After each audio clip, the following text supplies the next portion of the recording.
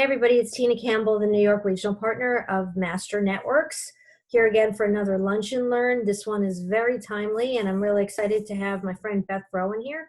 She's going to be speaking to us about helping people to prepare, to protect against, and to recover from home disasters and emergencies. I mean, this is so timely right now, especially since people are home and the situation that we're in. And I think that people are starting to really look at some of your content, correct? Yes, definitely.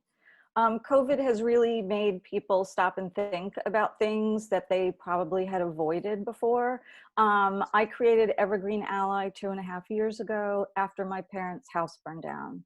Oh, In the middle of the night, they lost everything, and they were very lucky to be alive. And they got no notice. And when I went out to go help them, it was more at first a daughter just saying, I'm going to help my parents, right? This is a family tragedy.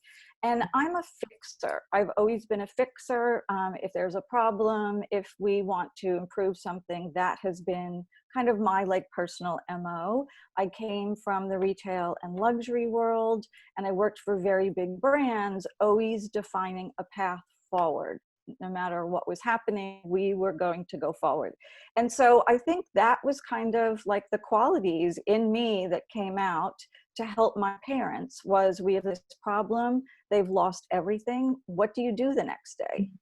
After you're thankful that you made it out with your life, that's great, but you have to move on. And COVID has had a very similar reaction to people who previously had thought emergency readiness, do I really need that? I'm fine. I think I'll be able to handle it. And I think the panic that people showed of not knowing what to do, even with the warning that we were all going to be having to shelter in place, people went out and some started hoarding toilet paper. What is that? Part of it is our reaction, right, for self-preservation and to protect our family. But when we don't have a plan of action, when we haven't thought about something before, our mind and our body kind of just starts reaction to things. Toilet paper, I know I need that. Let me get a lot. And so I think it's kind of brought to grips for a lot of people that, maybe I really don't like this feeling of not being in control. And I don't like this feeling of kind of waiting for someone to tell me what it is that I should do to protect my family. And another similarity that has happened with COVID is we're getting all of this information from medical experts and economic experts, right? And government people, and we're having to sift through it. We're having to figure out, okay, that's an interesting fact, but how does that affect me? yeah. What am I going to do with it? This guy says this, but that woman says that. And so that is very similar to what I do too. For emergency preparedness, there is a lot of information out there. There are books, there are websites, there are survival techniques that you can take. But one of the reasons that my clients haven't done it before is because it's too general. It's too big picture. It's not about building a bunker down in the basement, but what matters to me. And so that's what I do, a lot of the translation of your life, what's important to you. And that's what we go through in preparedness so that you're ready and your lifestyle and your home life can be as regular as you want it to be. Okay, so what do you then so you work with your clients, you go in and you actually prepare a plan for an actual customer? Yes, so there's 4 steps to emergency preparedness, and I go through them with clients because you can do pieces of it. This is kind of like swimming, in that when you decide to learn to swim, you don't say, I want to be Michael Phelps, right? I mean, the first step is, I want to do the dog paddle, because the dog paddle can actually save your life, right? You can Right. move on to be Michael Phelps, but Mhm. I think it's overwhelming to people of all the things that they can do. So the areas that we cover are mitigation, which is how to prevent and reduce emergencies. There's the preparation, which is building the plan. Then there's the reaction, right? Which is, what are your actions that you're going to take when certain things happen? And then there's recovery. So I have different tasks that fit into those different areas, and it's really dependent on a client. So again, if there are mobility or communication issues with a member of the family, then something like evacuating could be a very traumatic experience. So we would set up practices and make sure that things are ready, so that when an evacuation had to happen, it's not like at that time someone saying, oh, we need X, Y, and Z. Right. That's so interesting. I know you and I have spoken about this before, but I never thought about it. Like, let's say you have a disabled family member, or, Mhm. you have an elderly family member in the house. I mean, think about that. I mean, my mind is just really exploding. Right. No, and it is. And I think with, COVID now, with these pandemics, and all of the scientists are saying this is just the beginning. Like, this is not a once in 100 years, right? Like, we have to be ready as people that this could happen. So not only the idea of a danger like fire, right? Or a storm that people are more like not ready for, but they're more familiar with. This is something that's like, being friends with someone could hurt you, right? I mean, that's like a devastating and emotional Mhm. situation. So people wanting to cluster, again, our human connection to provide for and take care of our family, people can't be with their elder parents. Like, it's awful. So emotionally, it's hurting us besides the physical harm that could happen. And that's what I discovered too in helping my parents recover, is that it's very difficult for you to understand how your emotions are going to take over in a situation. So when you're trying to keep your family in safety, you're trying to protect your home, your belongings, and your financial legacy that you've already planned for, it, being in an emotional state does not help you many times make the right decision. And Right. so that's also the counsel and advocacy, is bringing together different choices and opportunities so that people can make a sound decision and not just feel pressured that, like, oh my God, the insurance, the insurance guy called and I need an answer. It's like, it's going to be okay. Here are three of the things that we have to discuss. And that is what I felt even with my parents, because they were like, no, don't worry, we can handle this on our own. They're typical parents who didn't want to bother their children. Yeah. And it was like, yeah, sorry, Dad, I'm going to ignore you. I'm going to help you out. And as they started to see what a relief it was to have somebody else take care of these things, it was more and more they wanted to hand over. And then again, they got paid out 100% within 3 months, which was unheard of.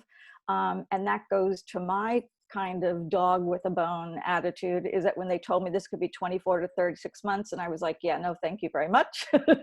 I Yeah. am going to do everything I can to make this a lot shorter.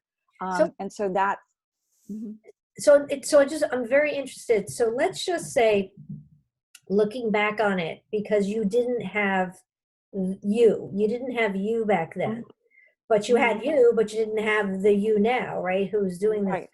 Mhm, for as a business. Um, what do you think, as far as time wise and all that it really contracted?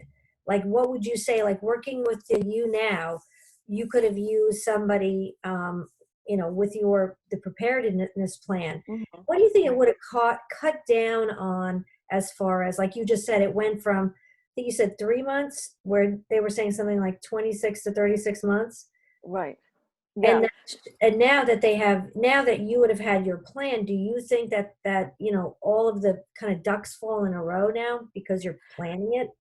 Well, it's a very good question, because as I helped them, I did discover quite a few things, which made me realize that a lot of people need that. Was that 60% of the country is underinsured up to almost about 20%, which means, and what Wow. we found out with my parents, is their insurance policy did not cover enough for them to rebuild and restore their house.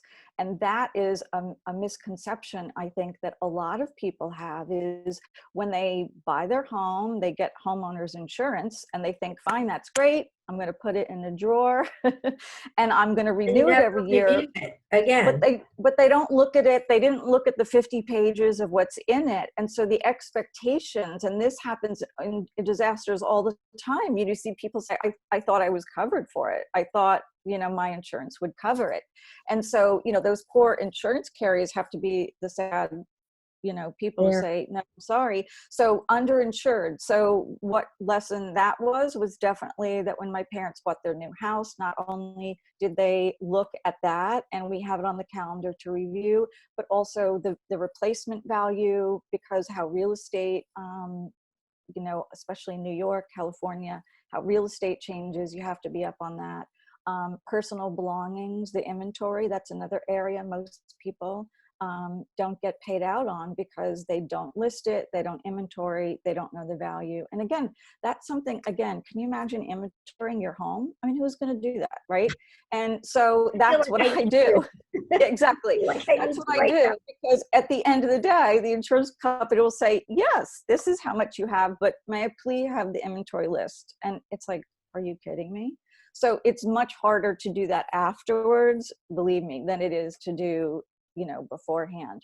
And then liability. So there's a lot of things in a homeowner's policy that I really almost kind of, it's my big thing, because that's financially where most people get hit. The other area is the medical and your personal information, your vital information that you need, like a lot of people don't know what their significant other's medication is. You may know the name of it, but you don't know the dosage. You don't really know the doctor's number. Yeah. So that's something that I suggest everybody have on their phone, and they share with their family. And even, parents should share with their elder children, even if they don't live in the same home, because that's the biggest help you can do, is to be someone else that can, look at that medical information.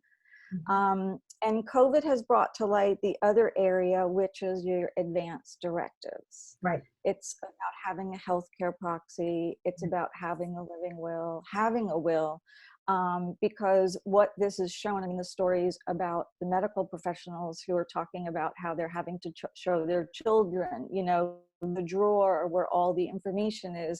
It's heartbreaking to realize they could go to work and not come home. So that, I think, has made a lot of people think too, that although it's an uncomfortable situation, nobody wants to think about, their passing. You've worked so hard for what you want to leave to your family, or philanthropically, that's your legacy. And to not have that executed the way you want, because you didn't tell anyone or write it down, right, would just be a shame. I see it quite often with, I'm in Master Networks. I'm always hearing from the financial advisors. I mean, we hear their, 60-second soundbite or commercial. We hear it in their presentations. I'm talking to these guys. So sometimes, yes, it's one of those things like life insurance that people are like, oh, I don't want to talk about it. I'm like, who do you want delivering that check to your spouse? Right. Like, don't, hopefully there is a check, right? And who do you want delivering it? You want the person that, you trust and know that they're going to protect, help protect your family. Well, figure it out now. So, yeah, I totally understand. I mean, that was the one thing that because of my working with and hearing every day of the week, I hear from another couple of times a day sometimes. The chapter meetings, I hear them talking about it, that I'm like, okay, so I said to my husband, like, we need to get this all done. And we did quite a bit of work on it, and we were about last year. So we have everything completely, like, that piece of it that we wanted. I have to tell you, when this situation started with COVID, and I was very sick about 9 weeks ago. I didn't know if that had been, but it was actually just the flu. I had gotten tested, but it was just the flu. But the point was, is I was thinking to myself, there's an opportunity like this where both a husband and a wife could go. And so it's easy to say, well, I'll figure that out later or whatever. Right. you got to figure out, and you've got to make sure you're protecting your family, your children. And this is the kind of situation in the world we live in. So what you Right. do is, this is so timely, Right, what right. you're Yeah, doing. no, thank you. And it really, one of the first questions I ask people is when you go through a crisis, right? There's two ways that you can go through it. One is in panic and just flying by the seat of your pants, right? And some people think that they're going to be very good at that. The other is someone being a lot more confident about that they know what to do, right? And so that's what I think everyone has to ask themselves is, how do I want to react, right? Because we can't control, typhoons, or we can't control wildfires, and we can't control, right, pandemics. All you can do is your reaction. So do you want to run down the street and hoard toilet paper and think that, like, oh, you're going to be, all okay? Or are you going to want to know that I have all my information correctly? These are the people that I love in my family. These are who I have to stay connected to. This is how I can protect them. And I also know financially it won't devastate me because I have X, Y, and Z in place. And Yeah. that's where, no matter where you are financially, as you said it with financial planners, because they love the idea of me, it's that, do you want to take out of your retirement to rebuy a new couch and your clothes? You know what I mean? Do you want to have to downsize if something happens to your house because you hadn't checked your insurance like No, once or twice a year? absolutely. And so, right, and nobody wants that, right? But that's the reality of what's going to happen if we don't take those few minutes. And I think, again, now is an opportunity for people to decide, do I want to be confident, and do I want to know what I need and not have to listen to somebody kind of telling me what I should do. So let me ask you something. So this is very interesting to me. So how would how did you take that and make that into a business? How does it work to start using your services? Engagement.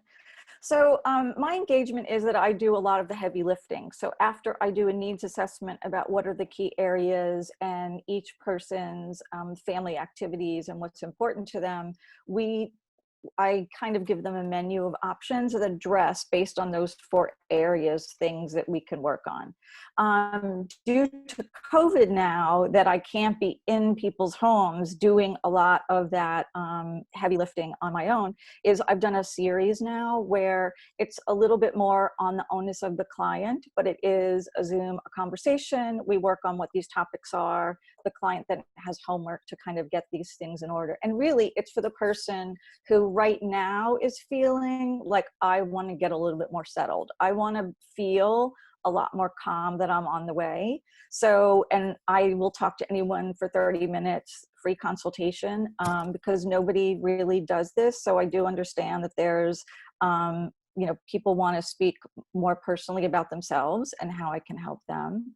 But yeah, I'm doing a lot of, blogging, newsletters, and getting information out there so that people can start to see all the different areas that they may want to address.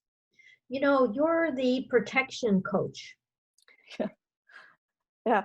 which is really what, people are getting, they have business coaches, and what's great is that they can have you come, they can, work with you on this, they can have it all prepared, right? And if everything's protected, and then you can check in with them, or they can check in with you. Well, this changed or that changed, and, or I'm moving. I want to talk to you before we move because we may, it looks like we're downsizing, like you said. Do I need as much insurance to, and again, they can talk to their insurance agent, they can talk to their financial advisors, that's fine. But one of the things, what I like about what you do is you bring it all together. Right. And I'm not selling those products. And again, I work with, insurance brokers and financial planners and trust and estates attorneys, but sometimes it's helpful to hear the options and the information from people that aren't directly like selling that product. Or it's like an overview, you're looking at it from like 60,000 feet, looking down and saying, okay, and they can go talk to their trusted advisors. But, when they may not have talked to them in a while. So it's great to say, oh yeah, I know I have that, and say, okay, go speak to them and make sure you have XYZ. Right. And then they can Exactly. come back to you. So you're You're not right. trying to tell them what to do with any of those Right. services or whatever. So Right. that's Right. cool. It's all about choices and their decision making. Exactly. So just to, to kind of bring it, bring it back around. Yes. So somebody can, in order to contact you and get the 30-minute complimentary, discussion with you, right? Yes. Yes. They can, we're going to put your information down below in this video so people can get in touch with you. And I think you said you also have some other things that people can sign up for if they give you, if they contact you, correct? Yeah. So the company is Evergreen Ally, and they can go to the website. There is a download one pager. They can get started on their emergency plan. They can also fill something out to get contacted from me. So it's Beth at Evergreen Ally. I'm happy to answer any questions, set up time to talk with anyone. Awesome. And you also said that if you sign up, I think if you, is that how you would get your newsletter, is also by signing up Yes. for the 5 steps to start your plan? Yes, exactly. All right, great. That's Mhm. awesome. I have to tell you, so I am motivated after hearing Mhm. this. I want to talk to my husband and see if the two of us might do a 30-minute with you Oh, and to great. get more information. And Mhm. I can imagine that if I was an insurance, PNC insurance person, if I was a financial advisor, if I can think of so many industries that Mhm. I would want to speak to you and Mhm. bring in you as almost like a value add. Right. Yeah, no, thank you. And I do partner from presentations with people, financial planners, insurance brokers, because again, it's someone else that is kind of going to a little bit a different view of the same idea of going forward. And if somebody's in the process and has gotten to the point where I have to look at my financial planning, it's a perfect time again to look at emergency preparedness, because none of those people have really thought, what are you going to do, right? Like when COVID started, did you call your financial planner right at the beginning? Like, no, and so it was really about all these other areas that directly affect you. Right. It was just at that point, it was kind of gathering, going in, you know, Right, and a lot of things were happening outside that we couldn't control. So, yeah, right, we kind of went in and started figuring out things. No, this right. is really awesome. And I Oh, love great. what you do. I think it's super interesting. Thank you. And I'm looking forward to, talking to you again and maybe, having you come to some of our Master Networks meetings in the New York region, because I really think that there are people there that need to know you. Great. Oh, thank you so much, Tina. I really enjoyed it. Oh yeah, absolutely. Well, thank you so much, and I really appreciate it. And I hope that everybody will be contacting you because it's like a Great. no-brainer to me. But hopefully they'll see the Thank value. you. Thanks. Thank Bye. you. Okay, thanks. Bye.